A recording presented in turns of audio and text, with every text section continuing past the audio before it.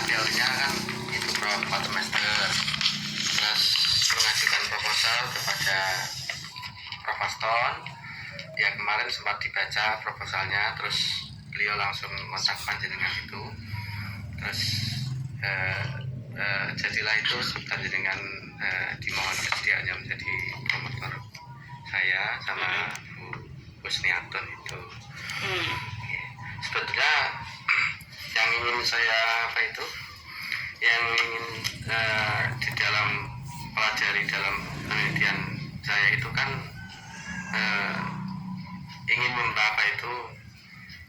mengungkap bahwa banyak kejadian-kejadian poligami yang menyengsarakan kaum wanita. Memang buaya poligami itu mereka Lah kamu pro atau kontra poligami nih? Saya hanya ingin menampilkan dari asal judulnya itu kan dari perspektif pendidikan Islamnya. Enggak, maksudnya secara personal itu gimana? Pro, kontra, atau tengah-tengah, atau apa? Tengah-tengah aja. Atau juga punya cita-cita berpoligami? Masih satu.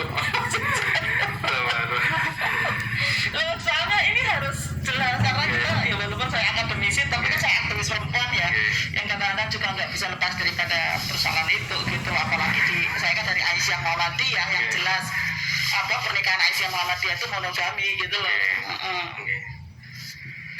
Terus ya itu Prof, artinya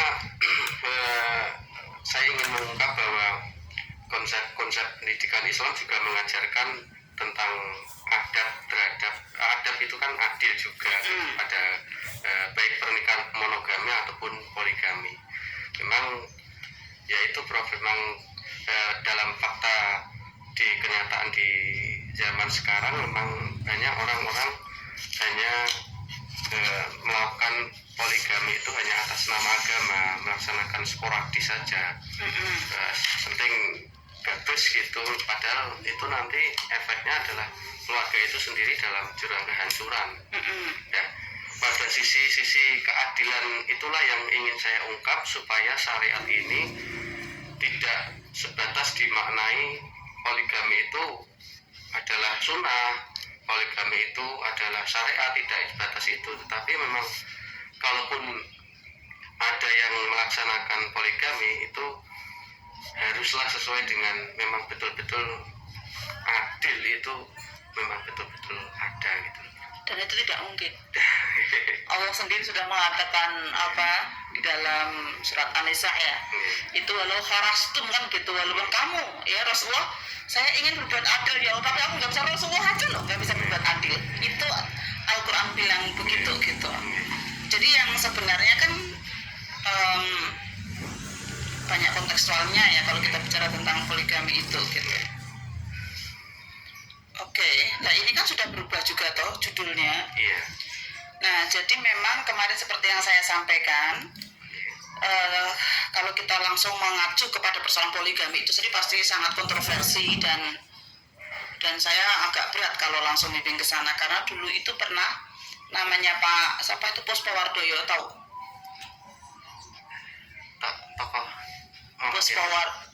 Puspawardoyo itu yang punya ayam bakar Wong Solo. Oh, itu. Yang dia tokoh poligami, istrinya 4, ya toh, rumah makannya di mana-mana gitu loh. Yang terus pernah ngasih award kepada wakil presiden dulu tentang poligami award gitu. Itu kan dulu pernah tahun 2001 dia juga hampir sama sebenarnya, dia menulis tentang konsep poligami Islami gitu kan. Nah terus kemudian kita undang ke kampus untuk mempertanggungjawabkan seperti apa toh gitu. Saat itu Prof Hamamah aja juga hadir, karena Prof Hamamah itu saat itu ketua umum Aisyah kan, beliau saat itu dekan Fakultas Sastra UGM. Nah tapi pas datang itu dia membawa serombongan banyak, aku hadir di situ. Bawa serombongan banyak, ada wartawannya, ada penasihat spiritualnya, banyak gitu. Tapi ketika kemudian pas perkenalan, dia membawa istrinya yang keempat. Dia gini, ini Endang, istri saya keempat. Saat ini dia sedang nifas, tapi tidak apa-apa, saya masih punya stok 3. Bisa kebayang persepsi tentang poligami itu kan seksual oriented ya, gitu loh, untuk pemuasan nafsu seksual aja kalau kemudian perkenalannya aja seperti itu.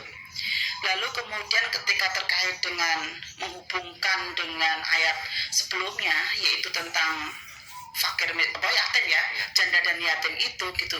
Siapa bilang saya itu tidak punya anak yatim? Itu saya setiap bulannya itu memberikan santunan kepada panti asuhan gitu. Nah, jadi kemudian dia sangat marah karena merasa diadili di kampus. Padahal kita itu hanya minta, oke, kalau mau mengkonsepkan itu seperti apa toh? Kami ingin mendengarkan gitu. Nah, tapi kemudian dia sangat marah, berdiri gitu, lalu kemudian boleh kan poligami gitu. Pasti kebanyakan muslim akan menjawab boleh sih, tapi kan begitu toh, dengan berbagai macam alasan dan sebagainya. Kan undang-undang perkawinan kita kan juga begitu, boleh tapi gini-gini gitu kan. Ya sudah, yang penting kan boleh kan gitu. Nah, akhirnya ya sudah, diskusi nggak diteruskan karena Prof. Hamamah nggak level ini untuk diskusinya dengan marah-marah, tidak dengan argumentasi yang jelas gitu. Akhirnya ya jadi nggak smooth gitu, dan kita akhirnya nggak jadi itu membahas konsep poligami Islami itu nggak jadi gitu. Nah, coba bayangkan kalau ini nanti dan poligaminya itu menjadi judul juga akan jadi seperti itu, seolah-olah ya kita itu mengiyakan dan kemudian ini loh solusinya kalau kamu poligami dan kemudian konsep keadilannya itu seperti ini gitu. Jadi walaupun nanti ini proposalnya udah jadi belum? Kemarin itu yang saya dari yang pertama itu Prof, terus menunggu konfirmasi panjenengan, cuma kan terus panjenengan tidak berkenan itu. Ini yang masih proposal lama. Yang lama. Ya saya menunggu pertemuan hari ini. Oke. Sebetulnya kan Tapi seandainya langsung kepada judul yang ini lebih bagus Mas, karena nanti ini juga bisa mengatasi persoalan poligami. Makanya seperti apa yang saya sampaikan ya, mungkin ini direkam kan? Ya, di latar belakang masalah poin-poin pentingnya adalah terkait dengan persoalan yang mengacu kepada pengadilan agama. Buka Catahu Komnas Perempuan, atau nanti saya kirim linknya ada juga gitu. Catahu Komnas Perempuan tahun 2021. Jadi gini, Catahu Komnas Perempuan itu kan ada 3 sumber data. 1 sumber dari Pengadilan Agama, 2 sumber dari Lembaga Layanan se-Indonesia, 3 sumber dari laporan langsung ke Komnas Perempuan. Nah, dari Pengadilan Agama itu penyebab perceraian itu adalah ketidakharmonisan dan percecokan yang terus-menerus. Ya ada sih masalah zina, masalah alkohol, masalah macam-macam, tapi ini yang paling tinggi. Nanti ada data di situ. Nah, kemudian cekcok yang terus-menerus atau ketidakharmonisan itu kan kalau kita kupas lagi, dan mungkin kamu bisa mencari jurnal-jurnal lain penyebab ketidakharmonisan itu apa di situ. Nah, bisa jadi karena persoalan keberagaman, entah tadi ya keberagaman keluarga yang poligami itu, atau keberagaman kelas sosial yang ada, atau mungkin justru ada keberagaman dari beda agama, ya kan? Nah, atau mungkin juga ada keberagaman dari persoalan anak yang punya difabel dan tidak difabel. Itu sendiri kadang-kadang juga memicu pertengkaran yang terus-menerus gitu. Nah, setelah itu kan nanti akan, ini loh, lalu ini kan sebuah realitas ya. Sebuah realitas yang mana keberagaman itu mewarnai ya di dalam keluarga. Mungkin nggak usah kita ke heteroseksual aja ya Mas ya, jangan yang LGBT ya. Nanti tidak menjadi persoalan nanti gitu. Enggak, kalau beragaman bisa jadi ya secara teoritis kan keberagaman dari orientasi seksual juga kan bisa jadi, tapi udah kita jangan bahas itu ya gitu, nanti malah nggak jadi disertasi nanti gitu, nanti kayak ada Milkul Yamin yang kedua nanti kan gitu. Ya, maksudnya kita batasi gitu aja ya, tetap pernikahan yang kita maksudkan ada pernikahan di kultur Indonesia ya, yaitu heteroseksual, keluarga heteroseksual, kemudian juga yang nggak usah menyebut LGBT atau apapun di situ, yang penting sesuai dengan Undang-Undang Perkawinan tahun 74, yang di situ juga ada peluang-peluang perbedaan-perbedaan yang ada itu tadi kan gitu. Nah, setelah itu ada data, kemudian dengan realitas keberagaman yang ada, maka kemudian konsep keadilan di dalam keluarga itu yang seperti apa kan gitu ya. Nah kan kita bisa melakukan ini juga yang sekarang nanti keberagaman itu atau terus-menerus itu bisa juga yang menyangkut tentang perubahan sosial yang ada. Perubahan sosial yang ada itu terkait dengan sekarang ini yang tercepat terbaik kebanyakan adalah perempuan dari SD sampai perguruan tinggi. Saya itu ketua komite SD Muhammadiyah Sapen kemarin itu. Setiap wisuda itu diundang 30 terbaik dipanggil di panggung itu 20 perempuan. 6 tahun saya di dekanat itu mencari terbaik tercepat laki-laki itu susah minta ampun. Konsekuensinya apa dengan perubahan ini, ya kan? Konsekuensinya dengan perubahan ini maka kemudian akan terjadi akses kesejahteraan perempuan itu meningkat dan juga akses pekerjaan untuk laki-laki berkurang, sehingga hasilnya akan banyak bapak rumah tangga, yaitu definisi bapak rumah tangga itu adalah suami yang punya penghasilan lebih sedikit daripada istrinya ataupun mungkin tidak punya penghasilan, sehingga ini sangat memicu ketidakharmonisan. Kenapa? Karena laki-lakinya merasa tidak menjadi laki-laki sejati, sementara perempuannya bisa jadi melakukan dominasi karena ukurannya uang kapitalis. Siapa yang punya uang, dialah yang menguasai, gitu. Karena belum mengikuti pelatihan kesetaraan dan keadilan gender. Bahwa uang itu nggak bisa untuk ukuran untuk menguasai orang lain kan gitu ya. Apalagi itu dalam sebuah keluarga. Nah itu kan kemudian konsep keadilan itu seperti apa? Karena kan kalau dari persoalan nafkah itu kan masyarakat kita itu kan ada 5 macam bentuk keluarga paling tidak. Keluarga yang suami mencari nafkah, istri tidak. Istri mencari nafkah, suami tidak. Dua-duanya mencari nafkah. Lalu dua-duanya tidak mencari nafkah dan single parent. Nah dua-duanya tidak mencari nafkah ini bisa terjadi pada keluarga yang mungkin hartanya sampai 7 keturunan ataupun mungkin ini adalah pernikahan anak. Karena kehamilan tidak diinginkan, dinikahkan atau untuk menghindari zina lalu dinikahkan, gitu kan, sehingga mereka belum punya penghasilan. Nah ini kan keragaman juga, ya keragaman juga. Nah maka kemudian penting untuk membuat sebuah konsep ya, konsep nilai keadilan berdasar berbagai macam jenis persoalan di masyarakat tadi, bisa berdasarkan dari jenis kelaminnya, dari kelas sosialnya, dari difabel tidak difabelnya, ataupun mungkin dari perbedaan etnis budayanya, ataupun juga karena persoalan beda agama kan gitu ya. Walaupun realitasnya di di KHI kita itu mengutamakan atau mendorong pernikahan sesama agama, tetapi kan di pengadilan negeri kan boleh misalnya gitu kan membuka peluang itu kan begitu. Sehingga harapannya ini nanti orang itu kalau mau mencari konsep keadilan apapun latar belakang yang ada yang menjadi variabel-variabelnya itu membaca disertasi jenengan gitu, itu novelty-nya gitu, kayak novelty-nya di situ gitu tentang keadilan itu gitu, sehingga bisa jadi nanti akan ada satu prinsip keadilan secara umum, tapi ada satu prinsip keadilan yang sifatnya case by case di dalam data yang ada itu gitu, sehingga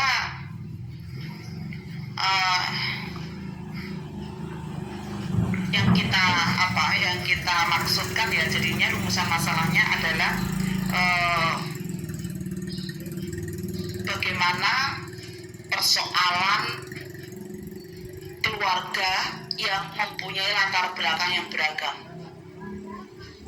Nah beragamnya tadi berbagai macam tadi ya, maksudnya entah dilihat dari kelas sosialnya, dari difabel tidak difabelnya, atau kemudian dari sisi etnis, atau dari sisi beda agama, ataupun juga dari sisi monogami dan poligaminya gitu kan misalnya. Itu apa aja persoalan yang muncul itu apa aja kan, kalau kita mau bikin konsep kan harus tahu dulu gitu, tahu dulu persoalan yang terjadi itu apa sebenarnya, pemicunya itu apa aja kok tidak harmonis itu, kok tidak adil itu apa aja. Nah yang kedua adalah konsepnya ya. Nah konsepnya itu seperti apa, lalu kemudian yang ketiga kalau bisa ada praktek baik. praktek baik di dalam mengelola keberagaman, bukan hanya konsep aja. Dari masing-masing itu coba nanti jangan cari ya keluarga-keluarga yang dia bisa mengkonseptualisasikan keadilan itu di dalam implementasi di dalam keluarganya. Mungkin 3 hal itu jadi bagus, Mas. Ya toh, persoalannya apa yang muncul, lalu konsep yang jangan tawarkan seperti apa, lalu apa praktek baik dari apa pasangan-pasangan keluarga yang itu tadi seperti apa. Nanti jangan mencari keluarga yang poligami, tapi yang baik-baik aja. Maksudnya keluarga yang poligami yang menurut mereka itu nggak ada banyak keluhan, walaupun nggak tahu nanti bisa ketemu atau tidak kan begitu toh. Terus kalau keluarga yang beda agama, ya kan, keluarga yang beda etnis, ya, kemudian keluarga yang beda kelas sosialnya, gitu, kasus-kasus gitu. Itu persis dengan buku yang sedang akan aku tulis. Jadi ada 3 bab buku yang sedang ini aku tulis ya, keluarga feminis gitu. Untuk sementara ini judulnya keluarga feminis. Itu adalah terkait dengan persoalan-persoalan keluarga kontemporer saat ini itu apa gitu. Lalu kedua adalah konsep kesalingannya seperti apa, karena feminis yang langsung pada kesalingan ya laki-laki perempuan kan gitu. Kemudian yang ketiga adalah praktek baik. Saya akan wawancarai dari keluarga-keluarga yang sakinah, mawaddah, warohmah, tetapi dengan konsep tidak hierarki, tapi egaliter. Ya sebenarnya keadilan itu tadi sebenarnya. Itu persis dengan yang sekarang buku aku kerjain. Gitu. Gimana kalau seperti itu? Lah nanti kalau sudah, maka teori-teori yang kita gunakan adalah tentang jelas teori keadilan, lalu teori-teori terkait dengan keretakan keharmonisan rumah tangga. Itu kira-kira penyebabnya apa saja, banyak itu di jurnal-jurnal penelitian ya, terkait dengan keretakan yang ada itu. Kemudian adalah teori tentang keragaman keluarga ya, misalnya. Karena para feminis itu yang pro keluarga ya, mereka itu sebenarnya bukan anti keluarga, tapi mereka tuh anti jika keluarga itu hanya ditafsirkan satu bentuk keluarga. Misalnya hanya suami mencari nafkah, istri di rumah, hanya satu itu aja. Karena realitasnya itu ada banyak, ada yang dua-duanya mencari nafkah, ada yang istri mencari nafkah, suami tidak, itu gitu. Nah itu kan keragaman gitu. Nah nanti paling tidak mungkin silakan aja tambahkan teori apa yang ada. Kalau ini teorinya apa aja yang digunakan, yang Yanan gunakan? Ya, masih di pendidikan Islam. Oh ya, pendidikan Islamnya itu ya. Nanti juga termasuk di pendidikan Islamnya itu seperti apa begitu. Teori-teori tentang pendidikan Islamnya kan. Jadi kalau konsep keadilan ini, maka teori yang perlu ada tentang konsep keadilan dalam keluarga yang rentan ketidakharmonisan. Ini kan tetap ada perspektif pendidikan Islam mestinya kan, nggak lepas dari itu kan. Jadi tetap perspektifnya itu pendidikannya gitu kan. Sesuai jurusan. Ya artinya kemudian kalau nanti ditambah perspektif pendidikan Islam misalnya ya, teori yang digunakan adalah tentang teori keluarga itu sendiri, lalu teori keadilan, kemudian teori ketidakharmonisan ini, dan teori pendidikan Islam, ya kan. Nah bentuk keluarga itu kalau dilihat dari macam-macamnya itu ya memang kalau di dalam undang-undang perkawinan kita kan hanya yang dinamakan keluarga adalah ayah, ibu, anak ya.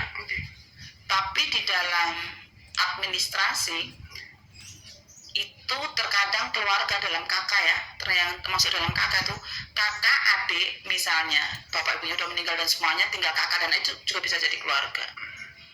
Nah itu nanti ekspornya sampai ke sana gitu. Pengertiannya keluarga itu jangan hanya dengan keluarga dalam yang tercatat dan gitu-gitu, karena masyarakat kita tuh ada yang adat tuh nggak tahu seperti apa. Mereka punya aturan sendiri ya gitu. Ragamnya kemarin kalau tidak salah aku catat ada 11 macam bentuk keluarga itu. Kan kemarin kan kita mencoba untuk mendiskusikan kakak itu loh, apa jenengnya, RUU Ketahanan Keluarga. Nah, ketika bicara RUU Ketahanan Keluarga, maka kemudian setelah kita identifikasi namanya yang disebut dengan keluarga, baik secara administrasi, hukum maupun antropologis itu beragam banget. Ada konsep ideal, ada konsep realitas gitu maksudnya. Konsep idealnya sesuai dengan undang-undang yang ada, peraturan yang ada, tapi konsep realitasnya banyak sekali kan gitu. Nah, nanti kan pertanyaannya gimana konsep keadilan pada keluarga-keluarga yang nggak sesuai dengan aturan yang ada itu. Dia tidak sesuainya itu bisa jadi ya karena keyakinannya, karena akses ke administrasinya susah atau apalah yang karena tidak selalu karena mereka malas dan sebagainya. Nah, kemudian kalau kita bicara tentang metode penelitiannya, ya kan, kira-kira misalnya tentang tadi untuk menjawab pertanyaan rumusan masalah pertama ya, rumusan masalah pertama tadi kan persoalan ya, persoalan yang muncul, persoalan gitu. Nah, ini mungkin bisa dengan literatur review, yaitu dokumen kan, pakai dokumentasi. Kemudian yang kedua adalah tentang mungkin praktek baik dulu deh, baru kemudian yang simpulkan dengan konsepnya yang tawarkan toh. Praktek baik keluarga-keluarga yang beragam tadi ini bisa dengan interview dan observasi gitu. Observasinya ya misalnya bisa mengamati keluarga yang jangan maksudkan itu seperti apa kan gitu. Baru yang ketiga adalah dengan konsepnya. Ini sudah analisisnya. Kalau yang ini konsep itu ya berarti ya jangan memblender itu temuan ini dan temuan ini lalu kira-kira seperti apa.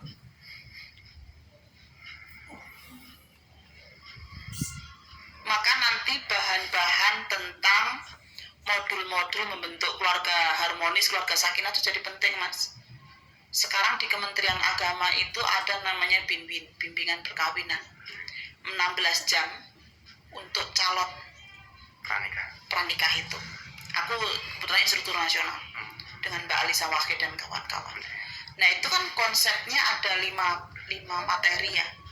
Fondasi keluarga sakinah, lalu tentang kesetaraan dan keadilan, lalu tentang membangun generasi yang untuk pendidikan anak, lalu tentang psikologi keluarga, lalu satunya apa ya, ada 5 itu, ada materinya itu. Nah, itu nanti akan memperkaya di dalam konsep ini gitu.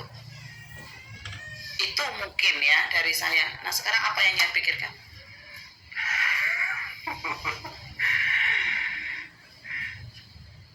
Masih butuh bimbingan dengan Prof.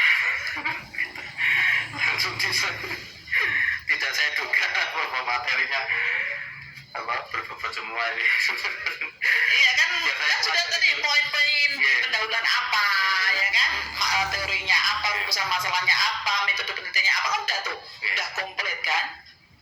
Jadi studi kasusnya tidak hanya keluarga yang berpoligami aja. Tidak hanya. Itu ya, Prof. Jadi kita mengambil studi kasus pada keluarga-keluarga yang rentan dengan konflik keadilan. Gitu. Ya rentan dengan konflik keadilan yang dengan berbagai macam tadi gitu. Pengen tahu sih keluarga yang poligami yang bahagia itu yang kayak apa sih? Ada teman? Loh, kalau kita mau novelty-nya bagus ya jangan di ngawang-ngawang, harus realitasnya seperti apa. Dokter ini bukan tesis, jadi harus mengeluarkan teori gitu.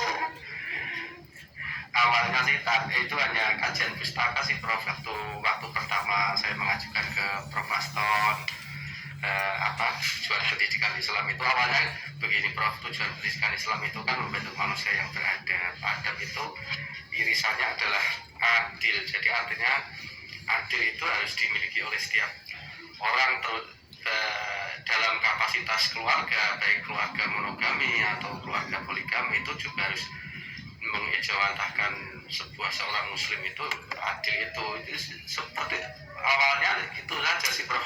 Ya artikel itu. Oh gitu aja tuh artikel aja nanti nggak aja ya gelem itu kayak gitu, ada risetnya. Iya, risetnya maksudnya riset lapangan sudut literatur gitu. Terus itu Prof, kalau misalnya kan ada ya, kalau Prof Kures Shihab itu kan memang poligami itu kan diibaratkan seperti pintu emergensi. Memang ada sisi-sisi yang menurut Prof gimana kalau pendapatnya Prof Kures? Emergency exit, yaitu kebanyakan mayoritas ulama Muhammadiyah juga sebagai emergensi sosial gitu loh. Jadi ketika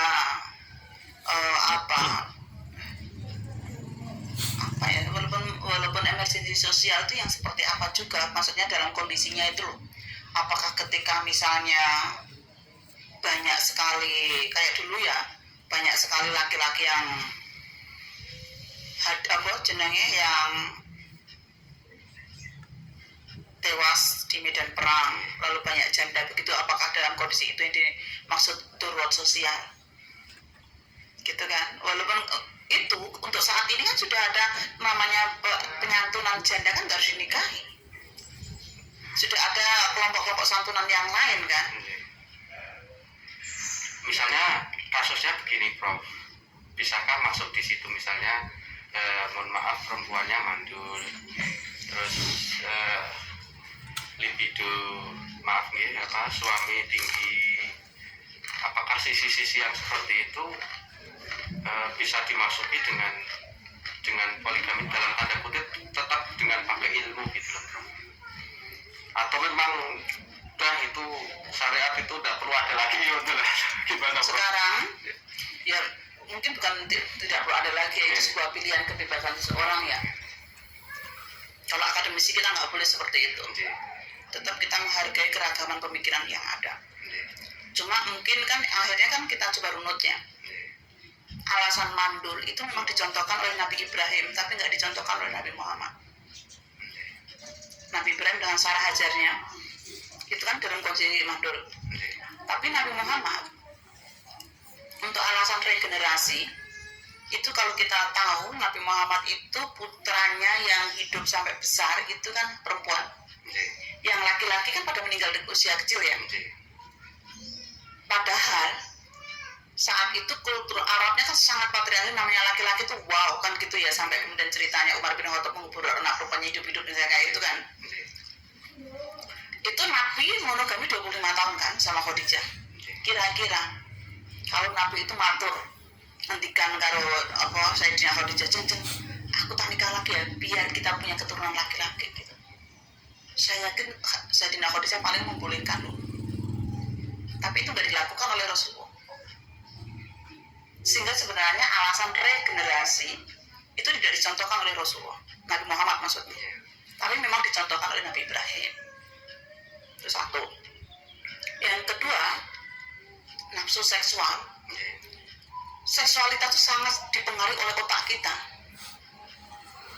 Saya di S2 di Amerika, di Studies, itu fokus tentang seksualitas mas. Saya dapat banyak ilmu seksualitas di Amerika itu. Sengaja saya mengambil sesuatu yang sensitif ini karena saya yakin saya akan mendapatkan banyak di sana. Lalu baru kita integrasikan dengan nilai-nilai yang ada di sini gitu. Jadi juga akan tergantung nafsu seksual itu akan otaknya kok. Sangat dipengaruhi oleh bagaimana otak itu mengendalikan seksualitas itu. Enak, mikirin enak ya enak, kalau nggak enak ya nggak enak. Mau mikirin pengen lagi ya akan ada pengen lagi. Kalau nggak mikir ya nggak lagi gitu. Ya kan? Kalau di Al-Quran kan pandangan pertama nikmat, pandangan kedua hadis ya. Pandangan pertama nikmat, pandangan kedua laknat. Gitu. Ya, tapi kamu ingin menikmati, memuaskan libido seksual itu kan hanya sekejap mata aja ibaratnya. Setelah itu, oh dia bukan istri saya, oh dia ini nggak boleh kan gitu-gitu misalnya. Artinya apa? Di dalam Islam juga sudah diaturannya, apalagi dengan ya masalah sabab itu kan. Tundukkanlah pandanganmu gitu. Saya tuh lagi bikin flyer untuk mencari tentang mana ya ayat atau hadis yang memerintahkan perempuan untuk menutup tubuhnya tapi dengan alasan supaya tidak dilecehkan. Kalau dalam Al-Quran kan alasannya supaya kamu dikenal. Pernah dengar nggak Pak? Ayat atau hadis perempuan disuruh menutup auratnya supaya tidak dilecehkan. Belum pernah dengar. Kalau di Al-Quran itu kan supaya kamu mudah dikenal, kemudian ulurkanlah jilbabmu ke seluruh tubuhmu, kecuali ini supaya kamu mudah dikenal kan, jadi identitas gitu loh. Tetapi kalau yang terkait dengan seksualitas itu yang banyak disampaikan dalam Al-Quran itu ghadul basar, tundukkanlah pandangan. Jadi yang diperintah itu yang punya nafsu tadi mas, bukan yang kemudian objeknya gitu loh. Cuma risetnya Infit itu mengatakan bahwa masyarakat